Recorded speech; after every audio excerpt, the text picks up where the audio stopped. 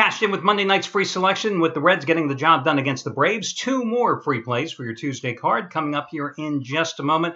I'll tell you what, guys, I often say a win is a win and a loss is a loss. There is no gray matter. There is no in between. But that doesn't mean some losses don't hurt more than others.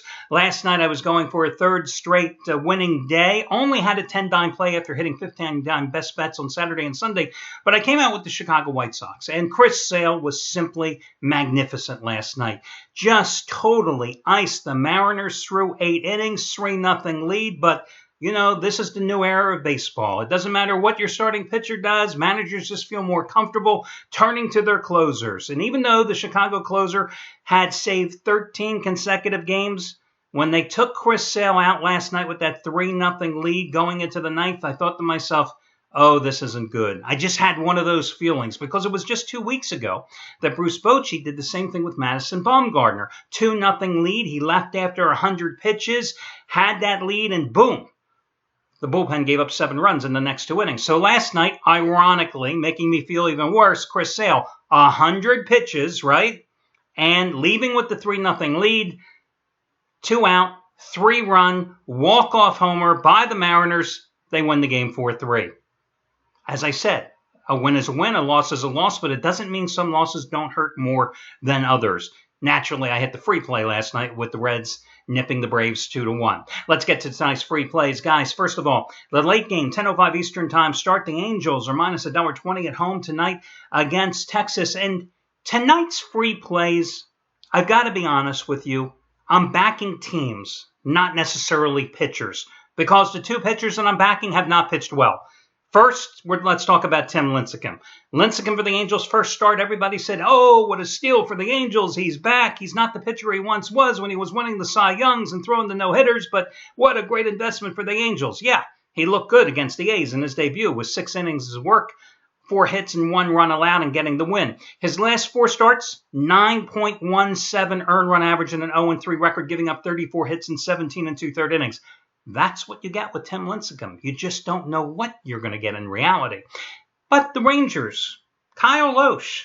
Listen, this is a guy who was lousy last year for Milwaukee, going 5-13 with an earned run average of almost 6, 5.85 to be specific. He languished on the free agent market for quite a while, wasn't signed until the middle of May by the Rangers to a minor league contract. Could it be because he was 5-13 with a 5.85 earned run average a year ago? I think so. Lohse made 10 starts at AAA. They called him up right before the All-Star break to make a spot start at Minnesota on July 9th. He gave up 6 runs and 9 hits and needed 99 pitches before exiting after 5 innings. And during the game, he suffered a mild strain in his right oblique muscle. You know, that oblique muscle is one of those injuries where even though players say, hey, they're feeling good, and Lohse reported no pain after doing a sideline pitching session on Sunday, you just never know. But here's why I'm going with the Angels. First of all, they're a cheap price at minus $1.20. Second of all, they won 9-5 last night. They've won 4 straight coming out of the break. They've scored 7 or more runs in 3 of those games. They've won 8 of their last 10 overall. Meanwhile, the Rangers continue to slide. They've lost 12 of their last 16 overall. They're 3-9 in their last dozen on the road. I got to go with the Angels as the cheap chalk in this one. Another situation where I'm backing the team more than the pitcher, and that would be Colorado. An 8:40 start at Coors Field, minus $1.40 with Tyler Chatwood on the hill against Tampa and rookie Blake Snell. Now, Chatwood is one of those pitchers who, when you look at his home-road split, it's alarming. Because, listen, he has made 8 starts at home, 8 starts on the road. And those 8 road starts, his earned run average is 1.30. At home, 5.32. 4 runs more per game allowed at home than on the road. Could he be another one of these guys who simply can't adapt, can't get the job done pitching at Coors? He wouldn't be the first, right? He'd be one in a long, long line. This is going to be his 3rd start off the disabled list since landing there last month with a mid-back strain. His last start prior to the All-Star break was at home against Philadelphia. In 5 innings of work, he gave up 8 hits and 4 runs and also walked 3 batters. But I still think it's worth an investment going with the Rockies because Tampa is just all-time bad right now. I mean, this Rays team has just totally collapsed. May soon have a fire sale, getting rid of some of their starting pitcher. So you can't imagine this is a confident Tampa team in the clubhouse right now. And I also like to go against rookie pitchers in their debut, especially when they're rather inexperienced anyway. First time they're pitching in the high altitude, of course, in Denver.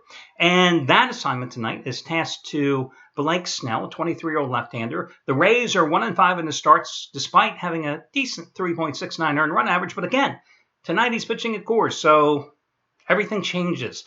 The bottom line is Tampa has lost 25 out of 29 games. The Rays have lost 11 straight on the road.